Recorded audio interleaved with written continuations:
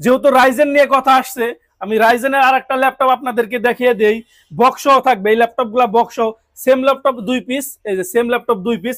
এবং এই ল্যাপটপ দুইটার ইন্টারন্যাশনাল ওয়ারেন্টি শেষ হয়েছে এই বছর, এই 2024 সালে ইন্টারন্যাশনাল ওয়ারেন্টি শেষ হয়েছে। আমরা চেষ্টা করি প্রত্যেকটা ল্যাপটপ যখন পারচেস করি আমাদের নিজেদের পছন্দ হইলে তারপরে পারচেস করি, ভাবি যে নিজের জন্য কিনতেছি। তো যাই হোক, জার্মান ভেরিয়েন্টের একটি ল্যাপটপ, মডেল হচ্ছে এইচপি এলিটবুক 845G7, জার্মান ভেরিয়েন্টের ল্যাপটপ, এই যেখানে লেখা আছে জার্মান। তো 4 ফিঙ্গার লোগো সহ থাকবে, ফুল ফ্রেশ কন্ডিশন, বক্স সহ, অরিজিনাল চার্জার সহ।